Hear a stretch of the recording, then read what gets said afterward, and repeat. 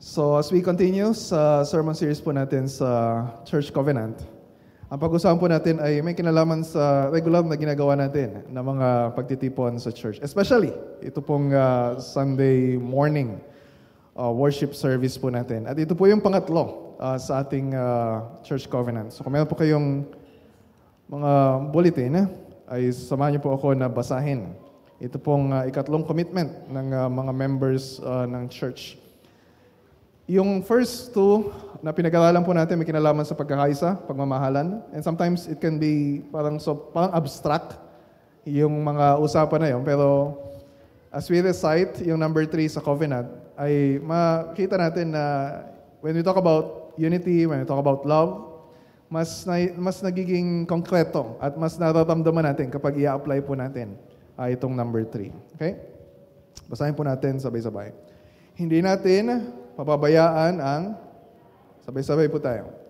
Hindi natin pababayaan ang ating mga pagtitipon bilang isang pamilya ng Diyos upang sama-samang umawit, manalangin, makinig at mag-aral ng mga salita ng Diyos at magsalo-salo sa hapag ng Panginoon. Okay. So dahil nandito ka ngayon, ibig sabihin, at least mayroong pagpapahalaga dun sa number 3, doon sa covenant na yun. Kasi nandito ka kasama ka sa pagtitipon. Pero yung goal ko ngayon ay para sa inyo na mas maging malalim pa yung commitment mo at makita mo ang kahalagahan nitong ginagawa natin every Sunday. Makita mo bakit mahalaga yung ganong klaseng rhythm sa Christian life at sa church life natin na hindi pwede na yung magkaroon ng sense na hindi pwede na ginagawa natin ito once a month lang or kahit ginagawa ito once a week pero ikaw, ay okay lang kahit once a month lang ako pupunta. Hindi pwedeng paminsan-minsan lang, hindi pwedeng basta-basta mag-decide lang tayo na mag-absent tayo dahil may nag-invite sa atin na magbakasyon or may nag-invite sa atin ng mga kaibigan o mga kamag-anak o dahil may trabaho o negosyo o dahil may iba pang gawain. I'm praying. And this is my prayer sa pag-uusapan natin ngayon na magkaroon ng increased commitment yung bawat isa na pahalagahan yung ginagawa natin every Sunday morning na ito ang pinakamahalaga na gagawin po natin throughout the week. And ang nakakalungkot, kung titignan po ninyo yung members directory natin, and some of them ay hindi po natin nakikita ng regular sa ating Sunday worship service. So, isipin ninyo, ay pastor, syempre, mas kailangan nilang marinig yung sermon na ito kasi nandito naman ako. So, hindi ko masyado kailangan yung ganyang sermon. So, anong gagawin ngayon natin sa mga members natin na hindi natin regular na nakakasama? Of course, my prayer, yung papakinggan po natin ngayon ay magbigay din sa atin ng kaalaman, kasanayan, kung paano po natin sila dadalawin at kapag dinalaw natin sila, hindi lang basta dadalawin tapos, ay, attend ka sa Sunday sa church. Yung bang kaya natin ipaliwanag? Bakit mahalaga yung ginagawa natin every Sunday morning? Na bawat member ay makatuwang po ng mga elders na encourage yung bawat member ng church na pahalagahan yung mga oras na ito. And so, ang goal ko sa inyo ng mga pinapahalagahan yung ginagawa natin, kasi nandito nga kayo, ay magkaroon kayo ng higit pa na pagpapahalaga dito po sa pagtitipon natin as a church. At hindi lang basta masabi natin na, ay, okay na, naka-attend na ako ng Sunday worship service, okay na yun, basta naka-attend ako. Ang prayer ko ay we will try to maximize yung participation natin sa mga gatherings ng church. Hindi lang po ito yung pagtitipon natin sa church. This is very important, pero hindi po ito sapat para sa atin. That's why we always announce na before our worship service ay meron din po tayo mga equipping classes. That's first Sunday hanggang third Sunday of the month, 9 a.m. Para mas masanay po tayo sa how to study the Bible, how to study theology, paano i-apply yung mga bagay na ito sa buhay po natin. And we also have Discipleship Sunday. Nagsimula po ito 2 or 3 months ago. every second Sunday of the month, 1:30 p.m. pagkatapos ng lunch together. So every second Sunday. And we also have prayer meeting every fourth Sunday of the month. That's 9 a.m. And then evening service. That's fourth Sunday of the month, 5:30 p.m. And then yung Lord's Supper, ginagawa natin every second Sunday sa morning service and every fourth Sunday sa evening service. And so, kung mamansin ninyo, bakit may mga schedule pa ng hapon, may schedule pa ng gabi? We try to maximize kung paano po natin i-spend yung Sunday as a Lord's Day sa pagkasama-sama po natin as a church family. And I hope na unti-unti na magkaroon ng adjustment sa schedule ninyo. Na like kapag may mga pagtitipon sa pamilya, kapag may nakasanayan kayong gawin every Sunday, that you will prioritize bilang member ng church kung ano po yung ginagawa natin every Sunday. And of course, aside from Sunday, may pa rin opportunities throughout the week. May mga Grace Community Gatherings, may mga discipleship groups, may mga nag-book studies. You can participate na pwede nating salihan yung mga bagay na ito. And ang prayer ko, sa halip na makita natin na additional burden, syempre mga estudyante, mga nagtatrabaho, maraming mga tambak na labada sa bahay. Instead of seeing yung mga bagay na ito as additional burden, ang prayer ko, makita ninyo habang pinag-aaralan po natin na ito ay mga opportunities or means of grace ng Panginoon to maximize our joy in Christ. So meron tayong mga ganitong pagtitipon, hindi para maging abala lang tayo or busy o dagdagan natin yung mga trabaho na ginagawa ninyo. No, this is for our joy. And so, we need to gather regularly as a church. Hindi po ito optional. Yan ay napakahalaga. Kaya sinabi sa Hebrews chapter 10, verse 25, huwag nating pababayaan ang mga pagtitipon natin gaya ng nakaugalian na ng ilan. So, para makita natin yung kahalagahan ng pagtitipon natin as a church at kung bakit natin hindi ito dapat pabayaan, dapat makita natin yung sagot dun sa, if you'll follow along sa sermon outline, yung pangalawang tanong, na ano yung kinalaman ng mga pagtitipon na ginagawa natin sa church, anong kinalaman nun sa ibig sabihin ng church at pagiging member ng church. Pwede ba na tayo ay maging church at maging member ng church na hindi tayo nagsasama-sama at hindi tayo nakikibahagi sa mga pagtitipon ng church. And so, kung naintindihan talaga ng bawat Kristiyano ano ibig sabihin ng church, hindi pwede na wala tayong pagtitipon na katulad nito. Kung naalala ninyo yung unang-unang sermon doon sa series natin, so I referred doon sa ibig sabihin ng church na galing sa Greek na ecclesia, na karaniwang ginagamit sa New Testament para tukuyin ng isang assembleya o pagtitipon ng mga tagasunod ni Kristo sa isang lugar. Hawig ito sa ginagawa ng mga Hudyo, yung sinagoga, na nagtitipon-tipon sila tuwing Sabbath day para mag-aral din ang salita ng Panginoon.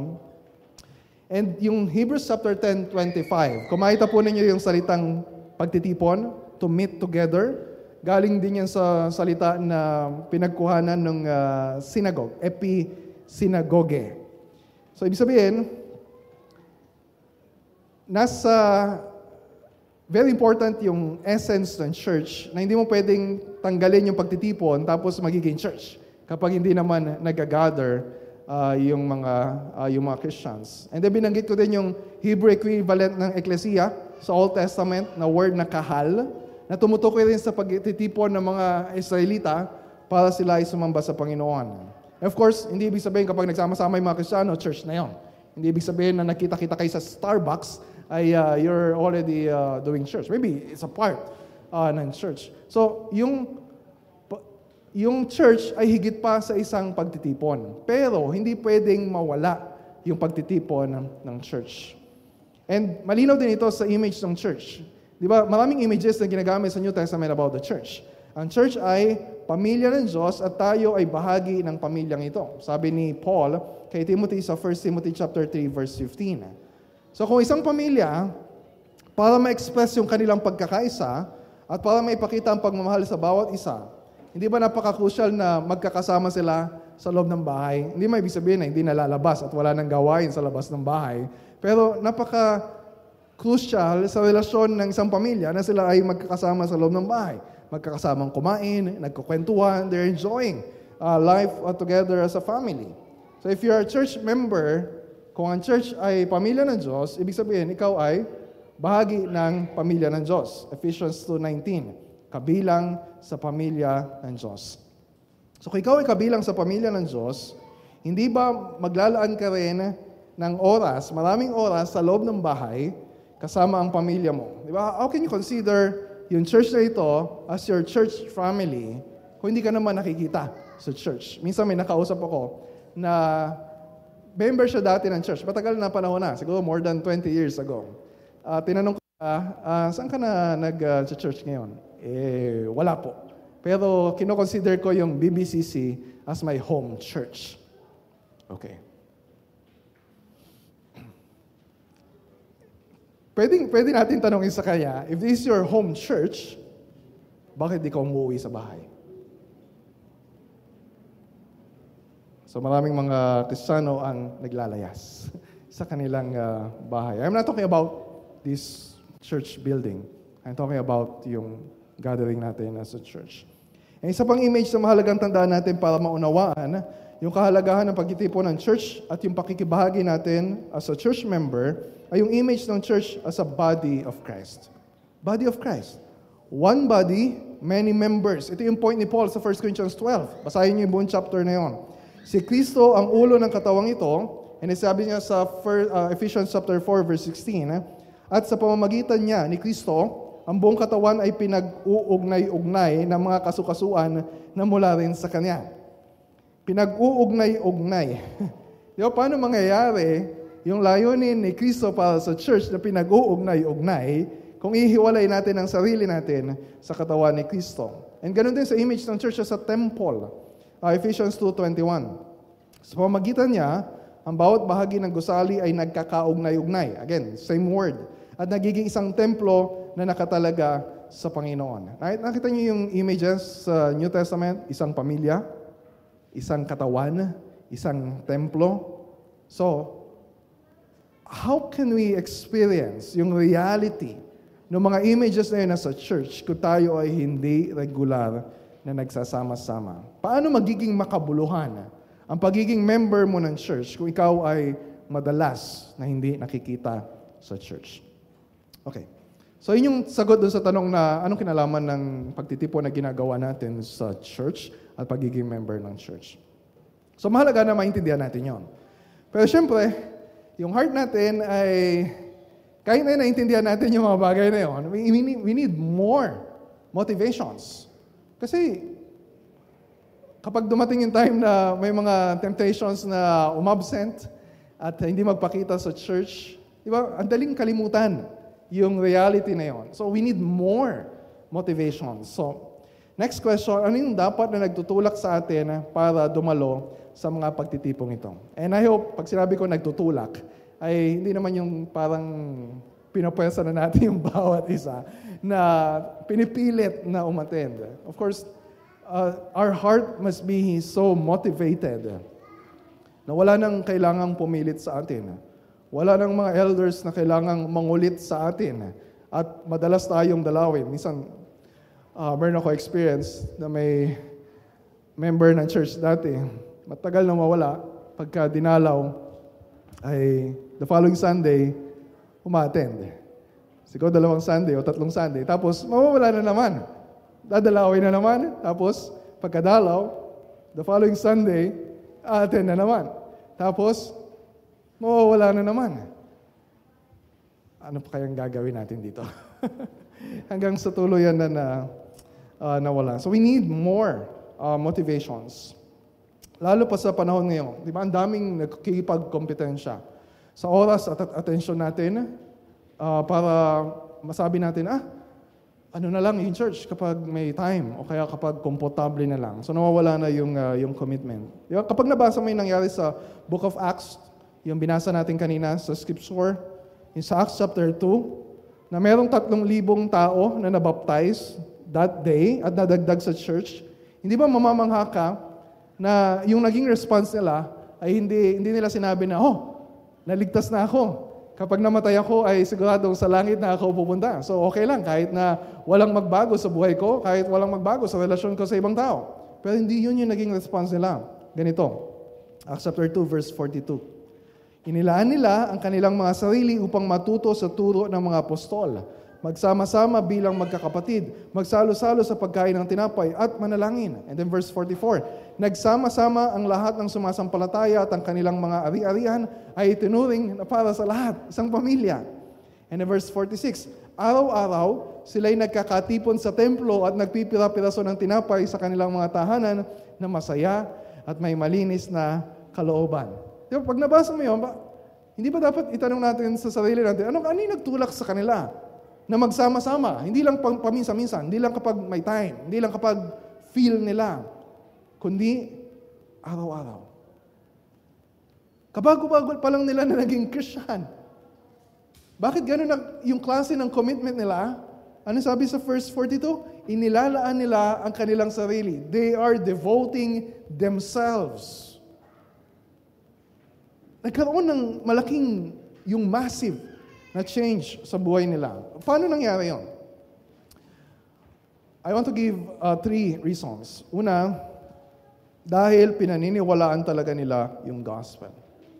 The gospel compels us to gather para sumamba sa Panginoon. Kung napakinggan mo ang mabuting balita, ito yung pinreach ni Peter nung araw na yon. Nagsisi sila sa kasalanan, sumampalataya sila kay Kristo, tinanggap nila yung banal na Espiritu. Ibig sabihin, they were genuinely converted. Meron na silang bagong puso na nasa kanila, yun yung nagtulak sa kanila para naisin din nila na makasama yung iba sa pagsamba sa Panginoon. Na alam nila kung paano ang layunin ng Diyos sa pagliligtas sa mga Israelita. Remember Exodus?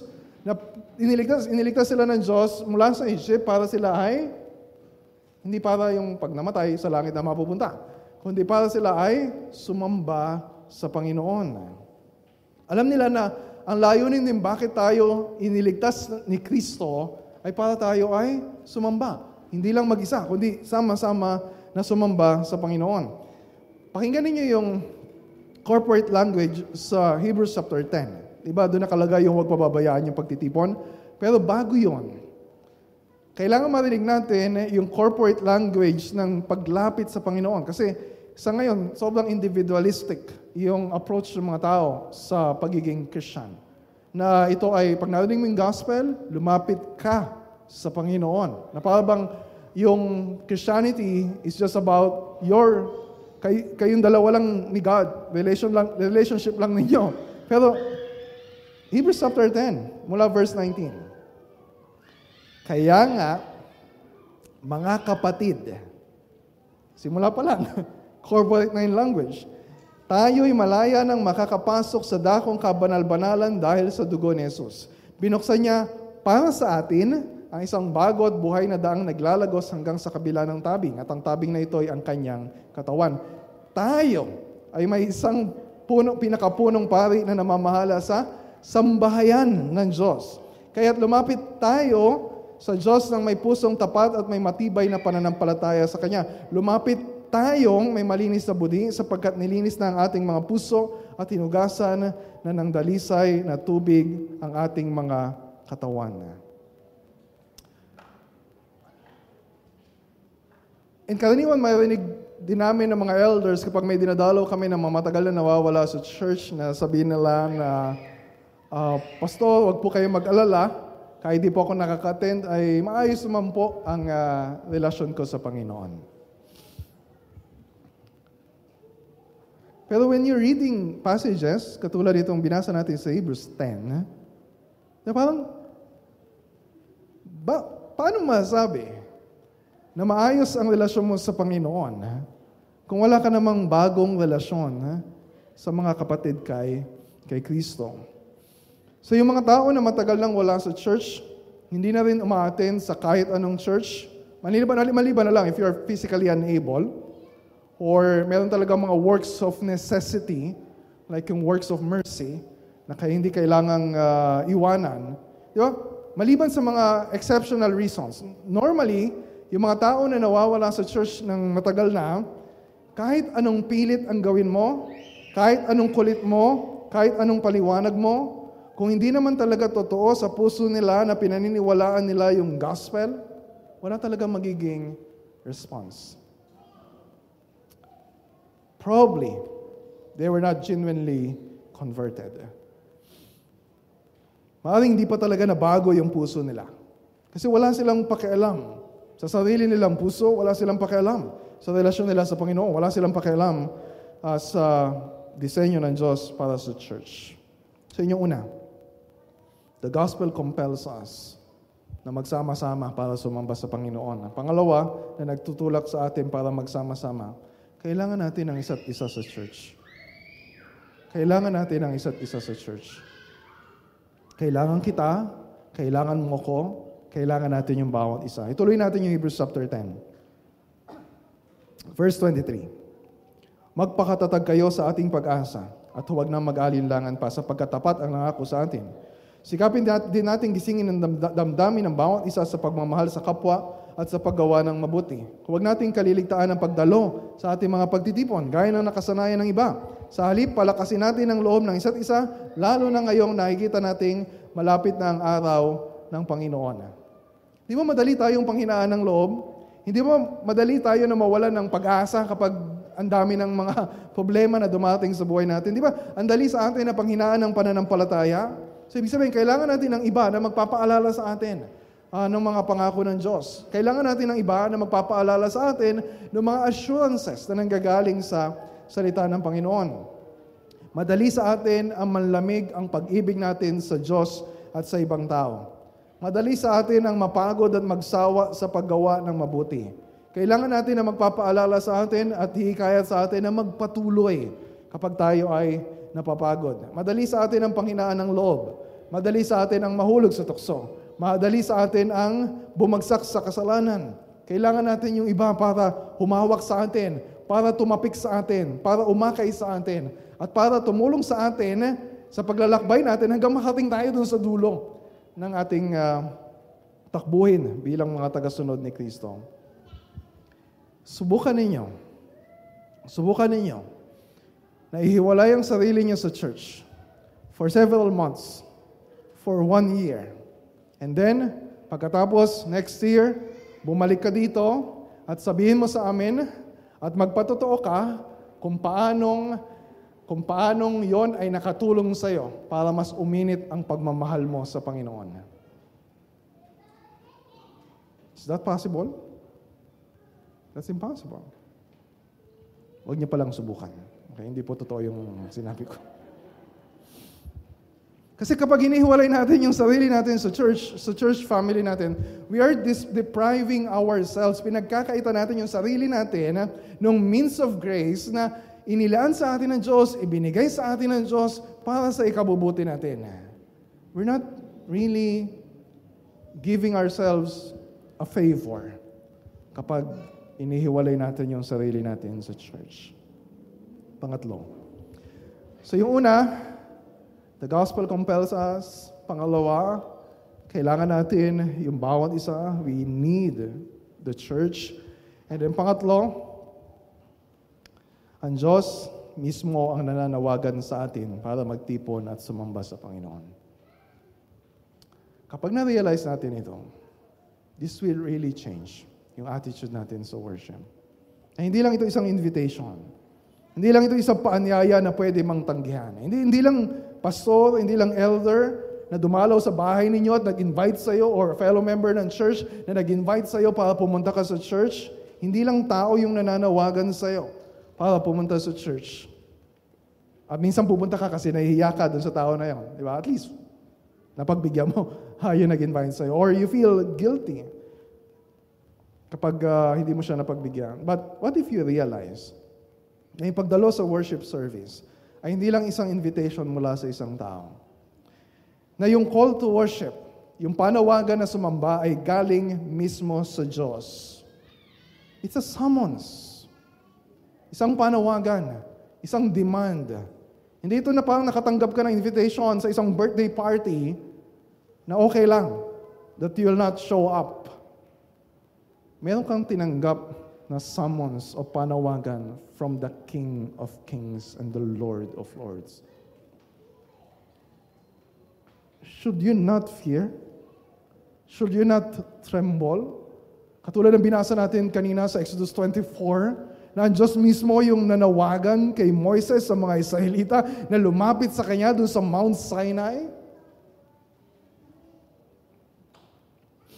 Hebrews 12:22-25.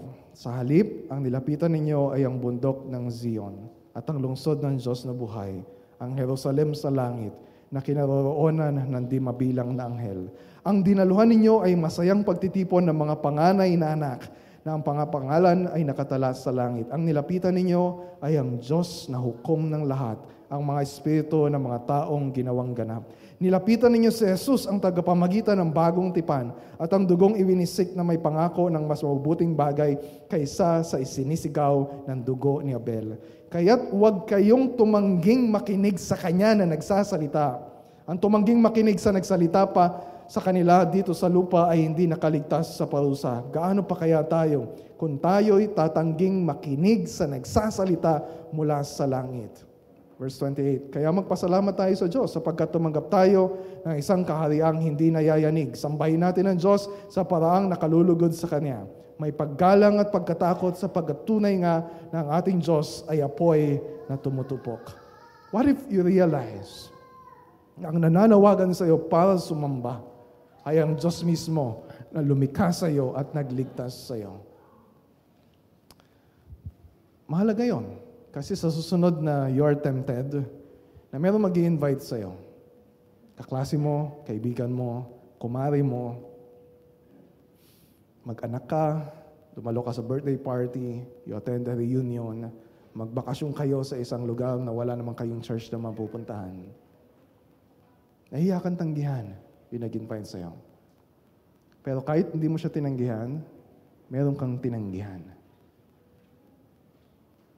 Kapag pinagbibigyan natin yung mga tao na nag-i-invite sa atin, na nagiging dahilan para ipagpaliban natin yung pagsasama-sama natin as a church, ang tinatanggihan natin ay ang Diyos na lumikha sa atin para sumamba sa Kanya.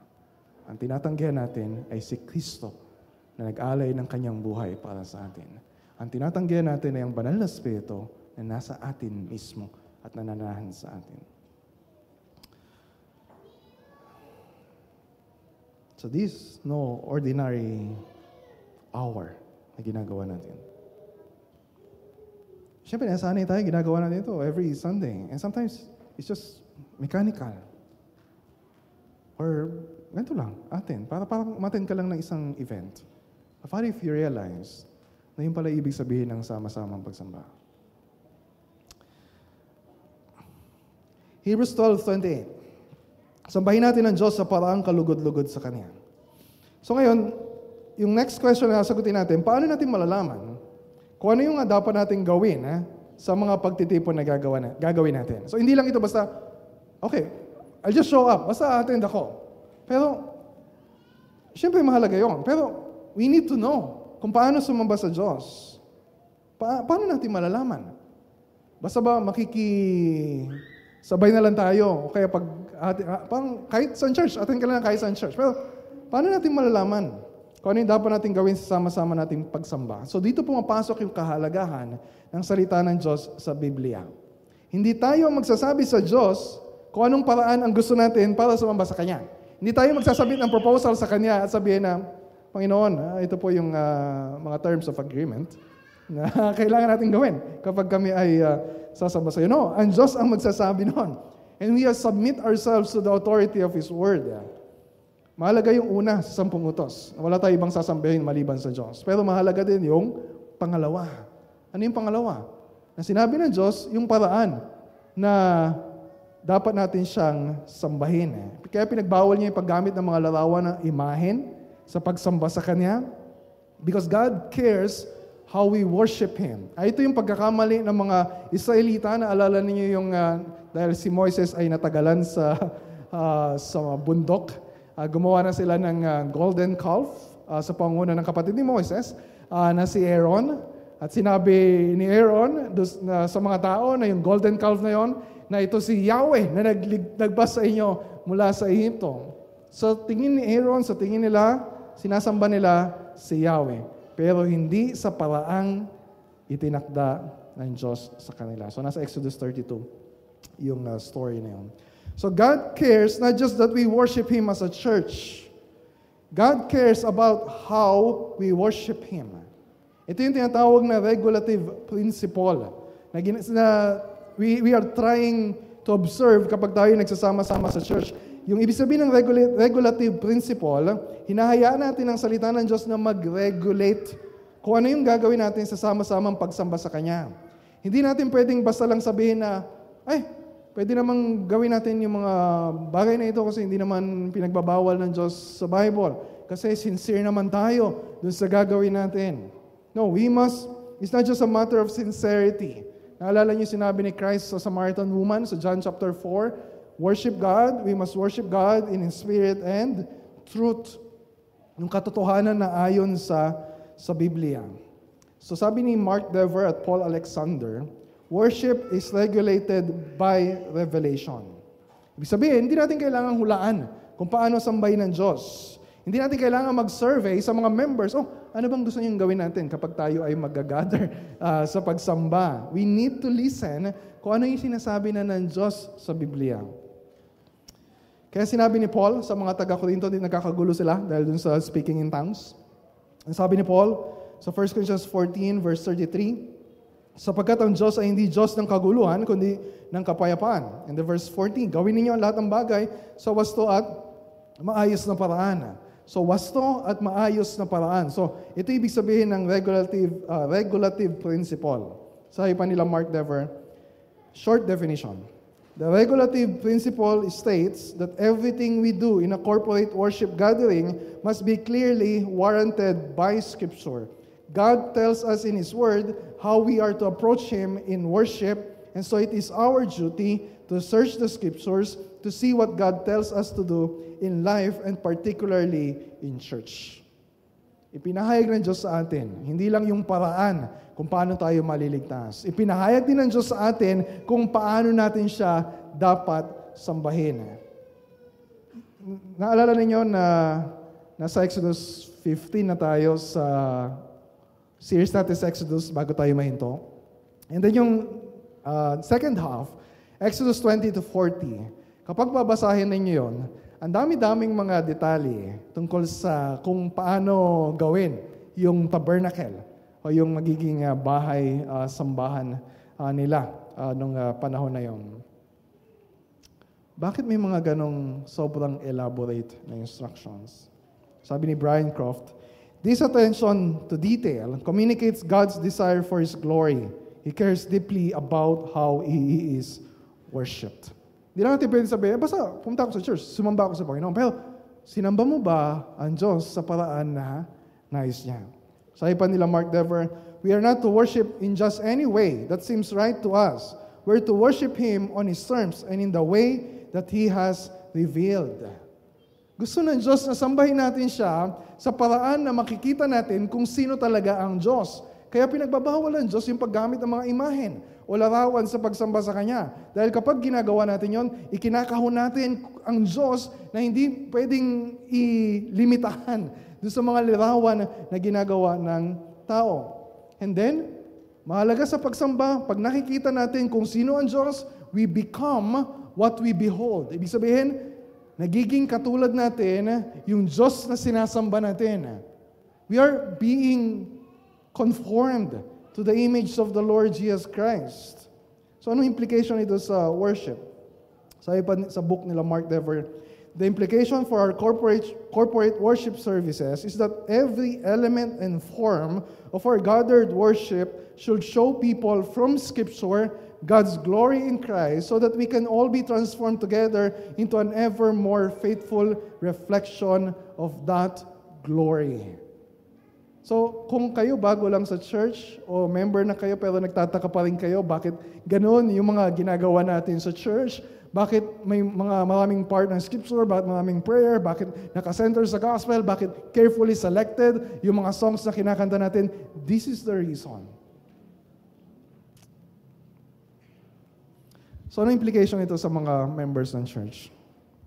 Minsan nag-aanap tayo ng church na may mga Christians na gano'n, church hopping. o church shopping. Naghahanap sila ng environment o parang produkto na magugustuhan nila. But how do we evaluate? Kung anong dapat na ginagawa sa sama-samang pagsamba. Huwag mong hanapin sa church gatherings kung ano lang yung preferences mo. Ang dapat mong tanungin na ito ba ang nais ng Diyos na nakasulat sa Biblia na paraan kung paano natin siya dapat sambahin? Hindi tayo ang magdidikta sa Diyos kung ano yung paraan na gusto natin or feel natin sa pagsamba sa Kanya. Hindi rin mga elders, mga pastor, yung magdidikta sa inyo kung ano yung dapat natin gawin kapag tayo ay nagsasama-sama sa pagsamba. Ang church ay creature of the Word. Ibig sabihin, we submit ourselves to the Word of God. At papakinggan natin, ito sinasabi ng Diyos na gawin natin. So, yun yung ibig sabihin ng regulative principle. So, next question. Kung sa Biblia, malalaman natin kung ano dapat natin gawin sa pagsamba. So ngayon, ano sinasabi ng Biblia na dapat natin gawin kapag tayo ay nagtitipon-tipon as a church? So hindi tayo hinayaan ng Diyos na manghula. He has revealed, siyempre hindi lahat. May mga bagay pa rin na kailangan natin pagdesisyonan. Tungkol sa paggamit ng sound system, tungkol sa pagkakaroon ng aircon, tungkol sa kulay ng kortina na gagamitin natin. Wala naman nakalagay sa Bible nung mga bagay na yun. Pero yung essence ng worship, yung essential elements ay nandun. And sinamarize ito ni na Mark Dever, Ligon Duncan sa 5 headings. Pansinin ninyo na nangibabaw sa lahat ng ito ang salita ng Diyos. Number 1, read the Word, sing the Word, pray the Word, preach the Word, see the Word. So, isa-isay natin. Number 1. Read the Word o basahin ang salita ng Diyos. Siyempre, kailangan natin basahin ang salita ng Diyos sa bahay kapag mag-isa tayo. Pero lalo na kapag nagsasama-sama tayo. Diba sabi ni Paul kay Timothy, bilang pastor sa church sa Ephesus, 1 Timothy 4:13, habang wala pa ako riyan, iukol mo ang iyong panahon sa pagbabasa ng kasulatan. Hindi niya tinutukoy dito yung daily quiet time. Sabi niya, sa pagbabasa ng kasulatan sa harap ng mga tao. Sa pangaral at sa pagtuturo. Siyempre mahalaga yung pinapaliwanag yung Word of God, yung preaching. Pero yung unang binanggit dito ni Paul kay Timothy, yung public reading of the Scripture. Merong value na basahin ang salita ng Diyos publicly. Kahit hindi pa ipaliwanag, kahit walang masyadong mga explanations, dahil nagpapakita ito sa atin na ang church natin ay creature of the Word, nakikinig tayo sa salita ng Diyos, ipinapailalim natin ang sarili natin sa otoridad ng Diyos, nagpapasakop tayo sa kalooban ng Diyos, naaalala natin kung ano yung ginawa ni Kristo na pagliligtas sa atin, at pinangahawakan natin yung mga pangako ng Diyos. And kung kanina nandito kayo sa simula pa lang ng worship service, we read publicly yung Exodus 24. Narinig din natin yung pagpapahayag ng kalooban ng Diyos sa Exodus chapter 20. Narinig din natin yung assurance of pardon from Scripture mula sa Matthew 11. And then kanina, bago ako mag-preach, yung Scripture passage na konektado sa pag-aaralan po natin ngayon. Read the Word. Basahin ang salita ng Diyos. Pangalawa, sing the Word. Awitin ang salita ng Diyos. Ephesians 5:19. Kayo'y magsalita sa isa't isa sa mga awit at mga himno at mga awiting espiritual, na sa inyong mga puso ay nag-aawitan at gumagawa ng himig sa Panginoon. So, kaya mahalaga na yung inaawit natin ay galing mismo sa Scripture. Kaya iba nag-advocate na yung mga songs na kinakanta natin ay galing sa Book of Psalms. Yung songbook ng church na nakasulat sa Bible. Pero hindi limited yung mga songs na kinakanta natin doon. Ang mahalaga, nag-express yung mga songs na kinakanta natin ng malinaw na itinuturo ng salita ng Panginoon. Theologically rich, gospel-focused na mga songs, at nagse-celebrate ng kabutihan ng Diyos para sa atin.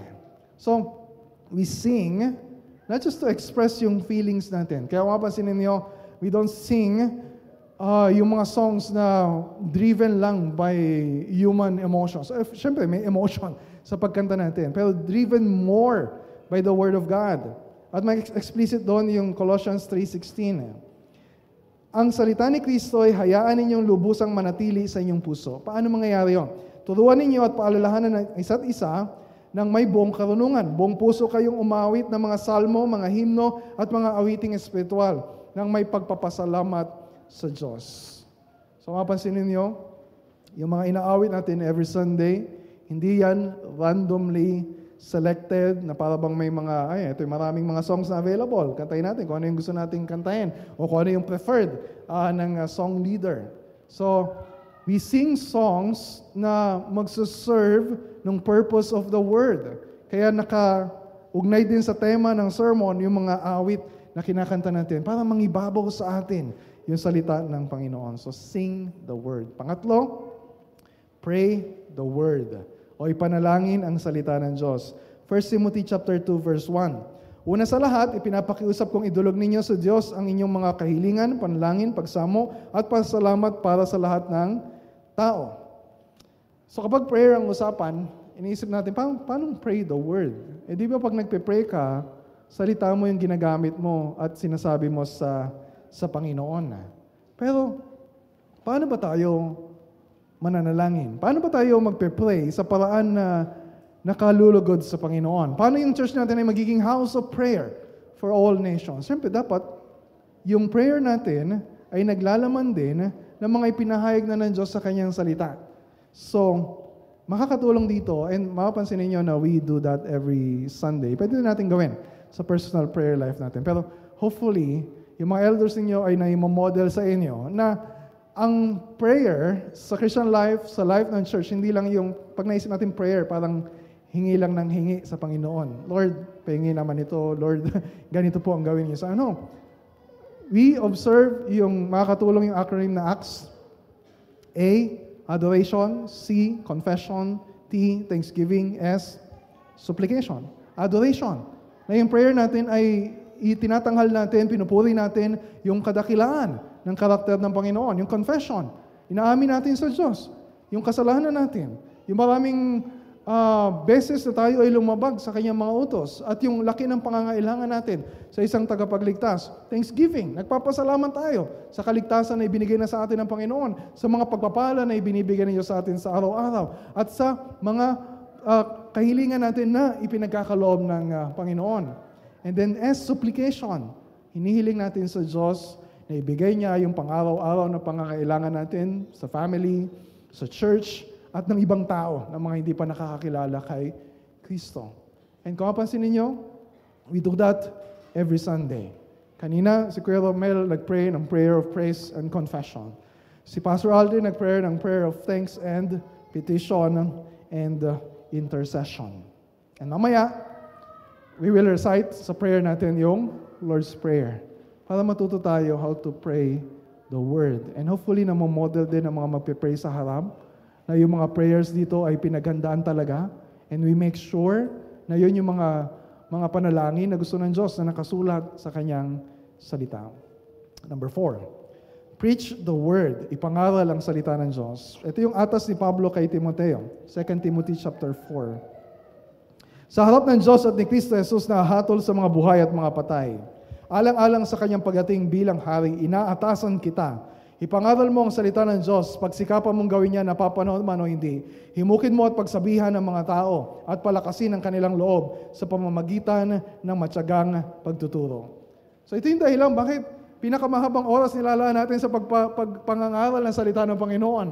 Kasi kailangan ipaliwanag kung anong sinasabi ng Diyos. Kailangan ituro sa atin kung ano yung sinasabi ng salita ng Diyos tungkol sa Kanya. Kailangan mas matuto tayo kung paano tingnan si Kristo sa mga salita ng Diyos. Kailangan marinig natin ano ba yung mga bagay na nais ng Diyos na i-apply natin at sundin natin sa ating buhay.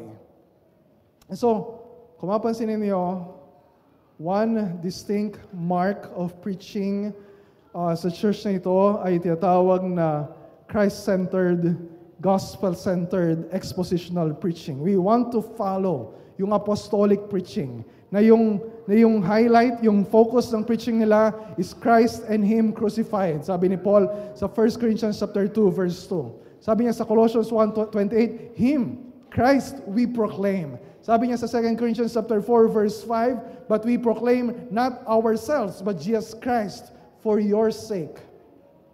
Si Kristo ang bida sa pangaral ng kanyang salita. So, kapag naririnig yung mabuting balita in the preaching of the word, so ano nangyayari? Yung mga unbelievers na dadalo sa pagsamba natin, yung mga bata na hanggang ngayon ay wala pang pagkakilala kay Kristo, maririnig nila yung salita ni Kristo. Sabi ni Paul sa Romans 10:17, ang pananampalataya ay bunga ng pakikinig at ang pakikinig naman ay bunga ng pangangaral tungkol kay Kristo. And that's our goal sa preaching. Not to entertain you, but to increase your faith in Christ. Paano mangyayari yon? Paano tayo magiging katulad ni Kristo?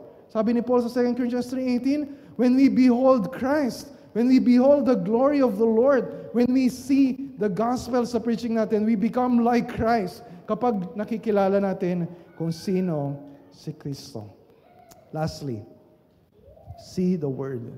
Read the Word, sing the Word, pray the Word, preach the Word, see the Word. Parang mahirap yata intindihin nyo na. Pag salita, dapat pinapakinggan. Pag see the word, hindi ibig sabihin na nababasa lang natin yung salita ng Diyos. Ang tinutukoy dito ay yung mga ordinansa o sakramento ng Lord's Supper at Baptism.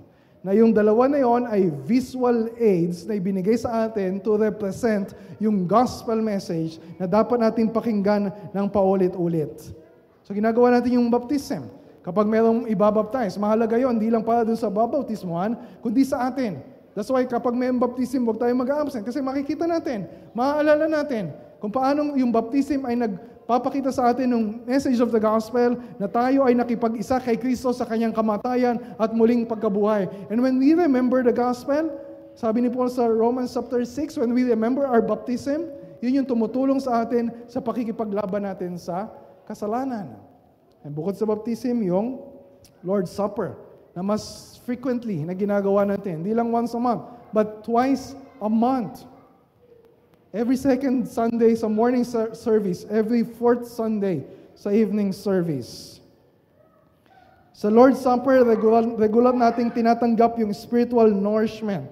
Kapag tayo ay kakain, kapag tayo ay iinom ng mga tinapay at inumin na visual representation ng katawan at dugo ni Kristo na ibinigay para sa atin, naalala natin yung gospel. Visually, hindi lang natin nakikita, hindi lang see the word. We taste and see that the Lord is good. Sa Lord's Supper, natitikman natin yung mabuting balita ni Kristo. And we do the Lord's Supper, hindi privately, but corporately as a church. 1 Corinthians 10:16. The cup of blessing that we bless, is it not a participation in the blood of Christ? The bread that we break, is it not a participation in the body of Christ? Nakalagay na ba sa mind natin, sa heart natin, kapag mayroong announcement, mayroong Lord's Supper next week, mayroong Lord's Supper sa fourth Sunday sa evening service, have we made a commitment? Hindi ako absent. I will not deprive myself of that means of grace. And I suspect maraming mga Christians, they really don't see yung value ng Lord's Supper. We doubt yung promise ni God na ikinabit niya every time we take the Lord's Supper. So, ano yung 5? Read the Word, sing the Word, pray the Word, preach the Word, see the Word. So ito yung mga sinabi ng Diyos na gagawin natin sa pagsasama-sama natin as we worship Him. Ayon sa salita ng Diyos, nakafocus din sa salita ng Diyos. And this is how we evaluate yung participation natin. Hindi yung pagkatapos ng worship service, tatanungin natin sa sarili natin, na-bless kaya ako? Parang na-bored yata ako? O nainip yata ako? Na-entertain ba ako? Ask yourself, ito ba yung sinasabi ng Biblia na gawin natin? From beginning to end ng worship service, naririnig ba ninyo ang salita ng Diyos na nangungusap sa inyo? Last question. Anong gagawin natin? Siyempre, malaki implication nito sa amin ng mga elders na nagli-lead ng worship. Meron kaming, yung bawat bahagi ng worship service natin, pinaghahandaan, pinagpaplanuhan, pinag-iisipang mabuti, ibinababad sa prayer. Bakit? Kasi we are accountable to God. Kung paano pangunahan ng church na sumamba sa Kanya. Hindi namin pwede basta sabihin na, ganitong gagawin natin. Pero hindi naman sinasabi ng Diyos na gawin natin. We are accountable to God.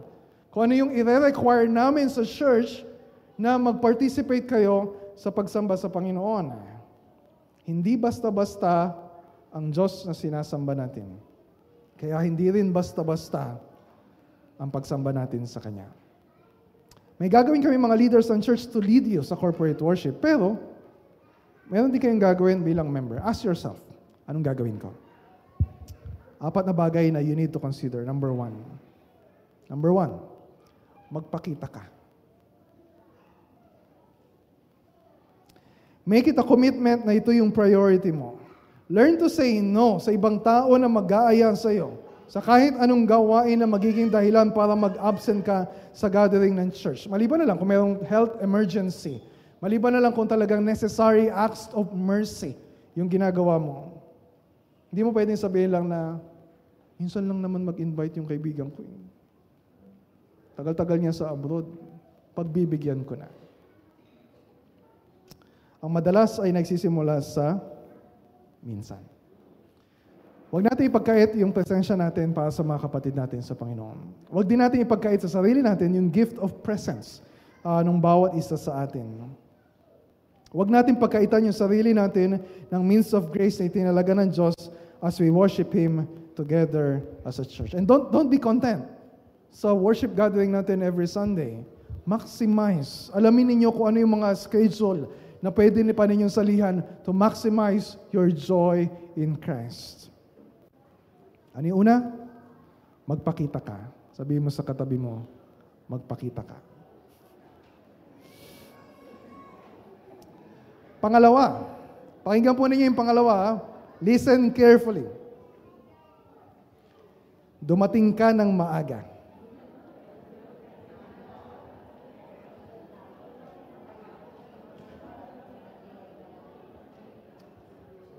Okay. Makinig po kayo mabuti.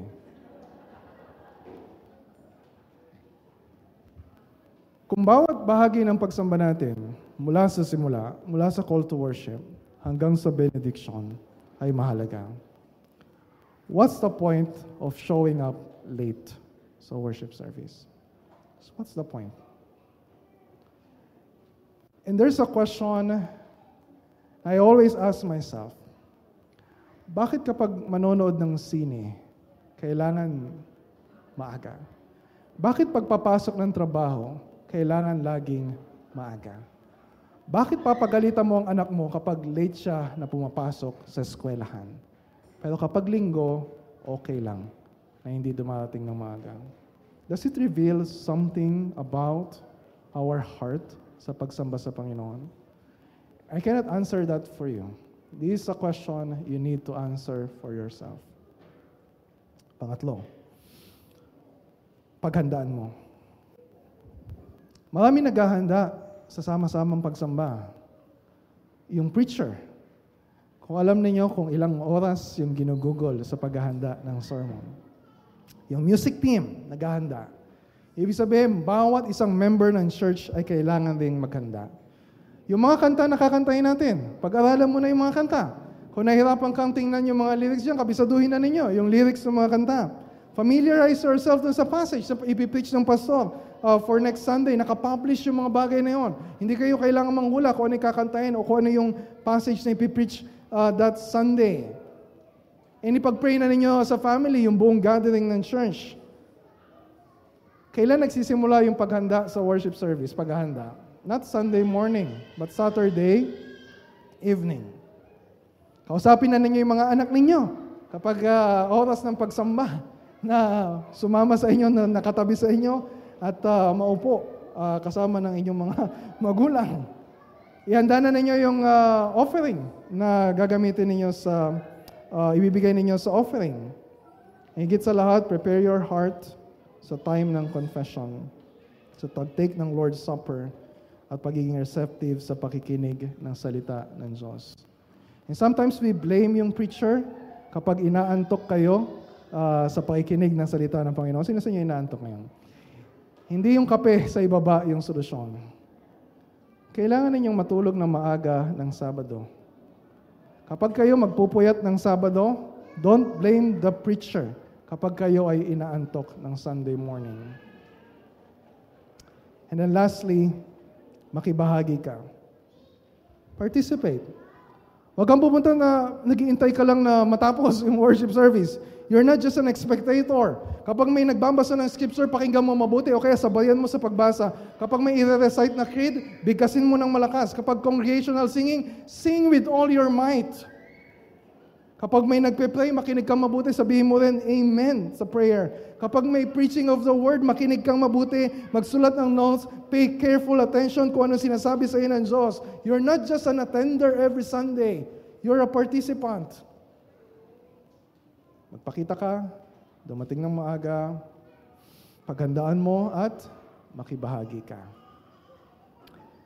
I'm speaking about our commitment as church members. Pero habang nakikinig ka mula simula, tapos feeling mo parang ang bigat-bigat ng ganong klaseng commitment. Parang I'm just giving you a burden. Parang, okay, nasa na yung gospel? Nasa na yung good news? Nasa na yung grace ng Panginoon? Bakit andun yung burden of commitment? You don't understand kung ano ibig sabihin ng utos ng Panginoon sa fourth commandment to honor the Sabbath day. Inuutosan tayo ng Diyos. God demands na tayo ay magpahinga. Hindi ba yun gracious call ng Diyos sa atin? Is that a burden? Nasabihan ka ng Diyos, magpahinga ka. You're not created to work 24/7. Hindi makakabuti sa atin, nagtatrabaho 7 araw sa loob ng 1 linggo. We're created, we're saved for this purpose. Para tayo, ang puso natin ay magkaroon ng kapahingahan sa sama-samang pagsamba kasama yung ating church family. Tulad ng prayer ni Augustine, you created us for yourself and our hearts are restless till they find their rest in you. Or better, yung sinabi ng Panginoon, come to me, all of you who labor and are heavy laden, and I will give you rest. Take my yoke upon you and learn from me, for I am gentle and lowly in heart, and you will find rest for your souls. For my yoke is easy and my burden is light. Inaanyayahan tayo ng Panginoon, come to Christ. Come to church. Let's pray.